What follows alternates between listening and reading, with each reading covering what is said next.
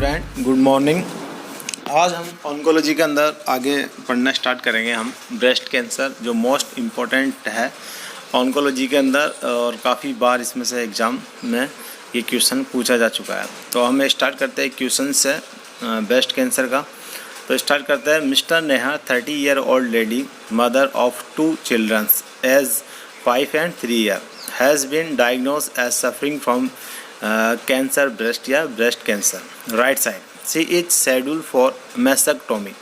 Answer the following questions. जिसमें question है, एक लेडी है जिसका नाम है नेहा, और वो 38 साल की लेडी है, और उसके 2 चिल्ड्रन हैं, जो एक 5 साल का है, एक है 3 साल का। उसके बाद में वो डायग्नोज हुई है कि उसको ब्रेस्ट कैंसर है, और अब राइट साइड का उसको ब्रेस्ट कैंसर है, और मैसेक्टोमी आई है, यानी कि ब्रेस्ट कैंसर जो रिमूव करते हैं उसको नोडुल्स को, वो कहलाता है आपका मैसेक्टोमी। रिमूवल ऑफ ब्रेस्ट या ब्रेस्ट के जो नोडुल्स को जो रिमूव करते हैं उसको बोलते हैं मैसेक्टोमी। तो उसकी मैसेक्टोमी होने वाली है। तो उसके लिए यहाँ पर ये क्वेश्चन पूछे आपसे, कौन कौन से फॉलोइंग क्वेश्चंस है जिनके आपको आंसर देने हैं। इसमें फर्स्ट आता है, it is the possible risk factor of for cancer breast right side for mister Neha. First इसमें क्वेश्चन पूछा है आपसे, पॉसिबल रिस्क फैक्टर कौन कौन से हो सकते हैं मिस्टर नेहा के लिए जिसको ब्रेस्ट कैंसर हुआ है। अब मतलब सीधा सीधा इसका क्वेश्चन है, ब्रेस्ट कैंसर के रिस्क फैक्टर कौन कौन से हैं। नेक्स्ट इसकी बात पूछा उन्होंने, what is clinical manifestation is mister Neha likely to be have. कौन कौन से आप इसके अंदर क्लिनिकल मैनिफेस्टेशन देखने को मिलेंगे आपको। जिस एक लेडी है मिस्टर नेहा, जिसको मिसिज नेहा है, इसको क्या हुआ है, ब्रेस्ट कैंसर हुआ है। तो इसके अंदर कौन कौन से आपको क्लिनिकल मैनिफेस्टेशन देखने को मिलेंगे नेहा के अंदर। लेडी है जिसका नाम है नेहा। नेक्स्ट के बाद थर्ड क्वेश्चन इन्होंने पूछा है आपको, explain the treatment modality for cancer of breast. मतलब कौन कौन से ट्रीटमेंट है आज जो ब्रेस्ट कैंसर में आप यूज में लोगे। और लास्ट इसमें पूछा है, outline her pre and post operative management with special emphasis on the physiological aspect. उसके बाद में इन्होंने पूछा आपको लास्ट में प्री ऑपरेटिव और पोस्ट ऑपरेटिव केयर क्या होगा, साइकोलॉजिकल क्या क्या सपोर्ट आप उसको देंगे। तो हम फर्स्ट स्टार्ट करते हैं मिस्टर नेहा के लिए, या ब्रेस्ट कैंसर का जो रिस्क फैक्टर है, कौन कौन से रिस्क फैक्टर ब्रेस्ट कैंसर को होते हैं। तो फर्स्ट यहाँ पर स्टार्ट करते हैं, risk factor of breast cancer. तो ब्रेस्ट कैंसर रिस्क फैक्टर पहला आता है, पर्सनल और family history of breast cancer. जैसे कि एग्जांपल इसके अंदर, cancer in other breast, cancer in first degree, female relative, sister और मदर। फर्स्ट के अंदर अगर आपको पहले हिस्ट्री है, अगर आपको पहले कोई फैमिली में किसी को ब्रेस्ट कैंसर हुआ है, जैसे आपकी सिस्टर को या आपकी मदर को, तो उस लेडी को ब्रेस्ट कैंसर देखने को मिल सकता है। उनके रिलेटिव से जेनेटिक म्यूटेशन के कारण वो ट्रांसफ़र हो सकता है, तो उसके अंदर आपको ब्रेस्ट कैंसर देखने को मिल सकता है। या फिर नेक्स्ट हिस्ट्री है उसकी, या फिर उसको पहले आपके जो ब्रेस्ट है उसके अंदर पहले कैंसर हुआ हो, तो भी कैंसर हुआ है तो भी लेडीज़ को आगे फर्दर उसकी लाइफ में कैंसर हो सकता है। ये इसकी हिस्ट्री से इंडिकेट होता है आपको। नेक्स्ट के बाद देखते हैं, history of benign proliferative breast disease.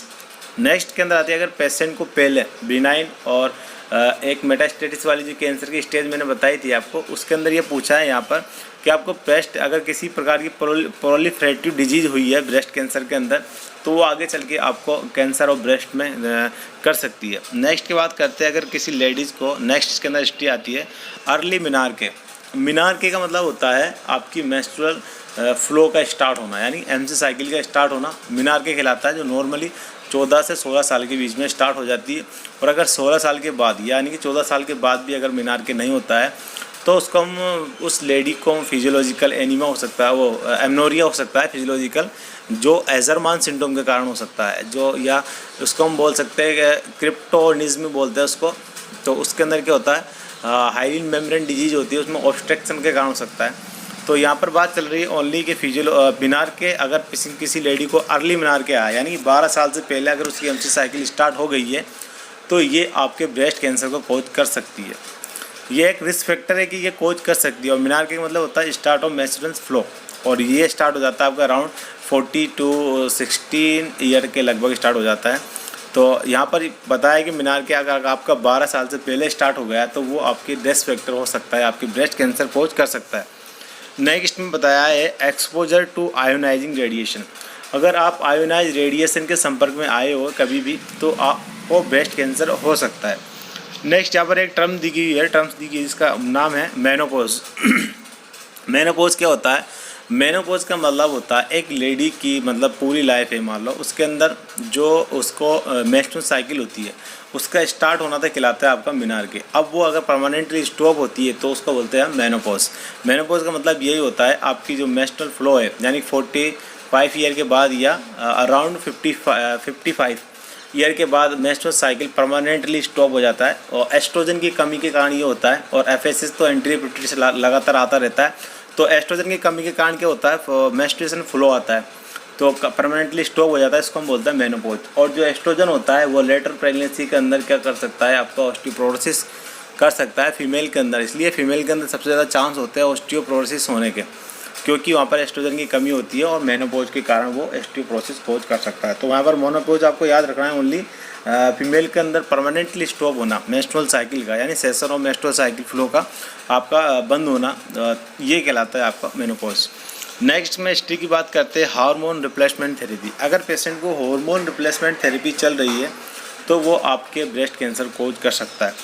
Next बात करते हैं एल्कोहलिक इंटेक। पेशेंट को ज़्यादा मात्रा में अगर अल्कोहल ले रहा है तो उसको कैंसर, ब्रेस्ट कैंसर होने का चांस हो सकता है। नेक्स्ट बात करते हैं एंडोमेटेरियल कार्सिनोमा। एंडोमेटेरियल कार्सिनोमा के कारण भी आपको ब्रेस्ट कैंसर हो सकता है। जेनेटिक फैक्टर्स, इसमें कौन कौन से जेनेटिक फैक्टर है जो मोस्ट कॉमन आपके ब्रेस्ट कैंसर के लिए जाने जाते हैं? जैसे क्या होता है BRCA1 और BRCA2 जेनेटिक म्यूटेशन में, ये जो जैसे ब्रेस्ट कैंसर में अगर क्वेश्चन आता है ब्रेस्ट कैंसर के अंदर तो जेनेटिक फैक्टर कौन सा रेस्पॉन्सिबल है ब्रेस्ट कैंसर के लिए, तो उसमें आंसर ऑप्शन होता है BRCA1 BRCA2 और बोथ, ये आंसर दोनों होते हैं। उसके अंदर आंसर मानते हैं BRCA1 और BRCA2। मोस्टली अगर प्रायोरिटी की अगर बात आती है तो BRCA1 को हम यहाँ पर प्रायोरिटी मानते हैं, क्योंकि ये मोस्ट कॉमनली होता है जेनेटिक फैक्टर जो ब्रेस्ट कैंसर को कोज करता है।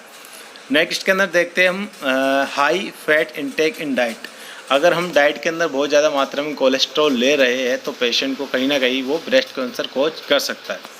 नेक्स्ट बात करते हैं इसके अंदर फैक्टर और अदर फैक्टर कौन कौन से हैं वुमेन के अंदर जो आपकी क्या कर सकते हैं, आपकी ब्रेस्ट कैंसर को कोज कर सकते हैं। इसके अंदर आता है नुल्लीपेरिटी।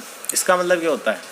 पेरिटी का मतलब क्या होता है? पेरिटी का मतलब होता है एक लेडीज़ ने अपने जीवन काल में प्रेग्नेंट हुई है और उसने अपने चाइल्ड बर्थ दिया है, मतलब बच्चे को जन्म दिया है, प्रेग्नेंट भी हुई है और बच्चों को भी जन्म दिया है। अगर ओनली प्रेग्नेंट होती है तो वह ग्रेविडा कहलाती है, लेकिन उसने क्या किया, बच्चों को जन्म दिया, तो मतलब वो कहलाती है पेरिटी। नुल्ली का मतलब होता है, एक होता है नुल्ली ग्रेविडा, एक होता है नुल्ली पेरिटी। ग्रेविडा का मतलब होता है वो प्रेग्नेंट पूरी लाइफ के अंदर कभी भी प्रेग्नेंट नहीं हुई है तो वो कहलाते हैं नुल्ली ग्रेविडा। और नुल्ली पेरिटी का मतलब होता है वो प्रेग्नेंट तो हुई है लेकिन बच्चों को उसने जन्म नहीं दिया, यानी सारे उसके अबॉर्शन हो गए, तो वो कहलाती है नुल्ली पेरिटी। तो यहाँ पर आया नुल्ली पेरिटी, यानी बच्चों वो प्रेग्नेंट तो हुई है लेकिन उसने कभी भी एक लाइव बर्थ को जन्म नहीं दिया या अपनी प्रेगनेंसी को कभी भी कंप्लीट नहीं किया, तो वो कहलाती है आपकी नुल्ली पेरिटी। ये भी रिस्क फैक्टर है प्रेग्नेंट और लेडी के अंदर जो आपको क्या कर सकता है, रिस्क ब्रेस्ट कैंसर कोज कर सकता है। नेक्स्ट बात करते हैं हम लेट बात करते हैं हम इसके अंदर late maternal age of first breath उसको बर्थ बोलते हैं हम, age after 8 year of age. Next बात करते हैं इसके अंदर late menopause after 55 year of age. अगर मेनोपॉज की बात करें तो अगर 55 साल के बाद अगर आपका मेनोपॉज आ रहा है हुआ है तो वो भी आपको ब्रेस्ट कैंसर कोज कर सकता है। नेक्स्ट क्लिनिकल मैनिफेस्टेशन की बात करें तो कौन कौन से क्लिनिकल मैनिफेस्टेशन है जो आपके है मिसेज नेहा को कोज कर सकते हैं। क्लिनिकल मैनिफेस्टेशन आपको देखने को मिल सकते हैं ब्रेस्ट कैंसर के अंदर मिसेज नेहा के अंदर। तो फर्स्ट इसके अंदर आता है non milky discharge specially blood from the nipple. Nipple होता है ब्रेस्ट के निप्पल से आपको डिस्चार्ज देखने को मिलेगा और डिस्चार्ज होता है नॉन मिल्की देखने को मिलेगा आपको, स्पेशली उसके अंदर ब्लड भी आपको देखने को मिल सकता है। नेक्स्ट के बाद होता है निप्पल रिट्रैक्शन, आपको निप्पल के अंदर रिट्रैक्शन यानी अंदर की ओर थोड़ा घसे हुए देखने को आपको निप्पल मिल सकता है। नेक्स्ट के बाद देखते हैं आपको इंड्रीविंग फ्रॉम द ओवरलेइंग स्किन के ऊपर आपकी एक अलग टाइप की स्किन वहाँ पर आपको देखने को मिलेगी। एडिमा ऑफ द स्किन के ऊपर आपको एडिमा देखने को मिलता है। एडिमा कब होता है? इंटरकोस्टल स्पेल से जब फ्लूइड आपका लॉस होता है और वो टिश्यू के बीच में जाकर जब जमा हो जाता है तो वहाँ पर वो एडिमा कोज करता है, वो होती है एडिमा की डेफिनेशन। तो यहाँ पर स्किन में एडिमा भी हो सकता है क्लिनिकल मैनिफेस्टेशन के अंदर। नेक्स्ट बात करें अगर इसके अंदर तो नेक्स्ट आता है इसका ulcerating the fungating lesion of the chest wall के अंदर आपको अल्सरेटिव लीजन देखने को मिल सकता है। नेक्स्ट के अंदर आता है lymphatic gland in axilla may be in large and hard. अगर आप देखेंगे लिम्फेटिक ग्लैंड को तो एक्जिला के अंदर लिम्फेटिक जो है आपकी लार्ज और हार्ड देखने को मिलेगी। तो ये आपका होता है risk factor, clinical manifestation. Next के बाद देखते हैं आप ट्रीटमेंट मोडिलिटी के अंदर हम ब्रेस्ट कैंसर के अंदर क्या क्या ट्रीटमेंट कर सकते हैं। तो फर्स्ट इसके अंदर आता है आपको method of treatment client with breast cancer. First इसके अंदर आता है आप सर्जरी कर सकते हो, इसके अंदर रेडिएशन थेरेपी से ट्रीट कर सकते हो, कीमोथेरेपी आप दे सकते हो, हार्मोनल थेरेपी दे सकते हो, बोन मैरो ट्रांसप्लांटेशन कर सकते हो और रिकन्स्ट्रक्टिव सर्जरी कर सकते हैं, ब्रेस्ट प्रोस्थेसिस लगा सकते हो। तो ये जो ट्रीटमेंट है ये हम आगे नेक्स्ट क्लास में पढ़ेंगे फर्दर। तो ये आप याद रखना है आपको क्लिनिकल मैनिफेस्टेशन क्या होता है और रिस्क फैक्टर कौन कौन से होते हैं जो मदर्स को। मैं आपको बता दूं मोस्ट कॉमन जो रिस्क फैक्टर कोज करता है वो होता है आपका नुल्लीपेरिटी। तो मोस्ट कॉमन रिस्क फैक्टर नुल्लीपेरिटी और एक होता है हिस्ट्री। अगर किसी को हिस्ट्री है पहले ही उसकी फैमिली में किसी की हिस्ट्री है तो वो कोज कर सकता है। और अगर एक साइकिल की बात की जाए तो मेनोपॉज वाली लेडीज़ होती है या फिर जिसको अर्ली मेनोपॉज मीनार के आया है वो दोनों मोस्ट इंपॉर्टेंट है यहाँ पर रिस्क फैक्टर के अंदर। बात करें क्लिनिकल मैनिफेस्टेशन की तो आपको नॉन मूवेबल आपको नोडुलर लीजन्स देखने को मिलते हैं वहाँ पर। और मोस्ट कॉमन जो साइन होता है इसका वो होता है डिस्चार्ज, नॉन वाइटी डिस्चार्ज, जो कि ब्लड के साथ आपको देखने को मिलेगा। अब यहाँ पर ट्रीटमेंट की बात करते हो तो ट्रीटमेंट के अंदर आप सर्जरी कर सकते हो। जैसे मेसोक्टोमी के लिए पेशेंट आया था, मेसोक्टोमी के लिए, और रेडिएशन थेरेपी दे सकते हो, कीमोथेरेपी दे सकते हो, हार्मोनल थेरेपी दे सकते हो, आप बोन मैरो ट्रांसप्लांटेशन भी कर सकते हो, रिकन्स्ट्रक्टिव सर्जरी दे सकते हो और ब्रेस्ट का प्रोस्थेसिस लगा सकते हो। प्रोस्थेसिस का मतलब क्या होता है? प्रोस्थेसिस का मतलब होता है आप कुछ ही चीज़ का मतलब वो सेम दिखने वाला आप एक नकली चीज़ जिसको बोल सकते हो आप एक टॉय की तरह वो आप वहाँ पर लगा देते हो, लेकिन उसका वो नॉन फंक्शनल होती है। जैसे किसी की आँख की अगर मान लो आँख की ऑर्बिट है वो ख़राब हो गया है या डिस्ट्रॉय हो गया तो आप प्रोस्थेसिस लगाते हैं, आई प्रोस्थेसिस, इसको नकली आई बोलते हैं आप। इसी तरह से यहाँ पर प्रोस्थेसिस लगा देते हैं, ये ब्रेस्ट में लगाते हैं आप ताकि उसकी जो बॉडी इमेज है वो मेंटेन रह सके, इसलिए आप लगाते हैं प्रोस्थेसिस। तो ट्रीटमेंट हम कल नेक्स्ट क्लास के अंदर पढ़ेंगे।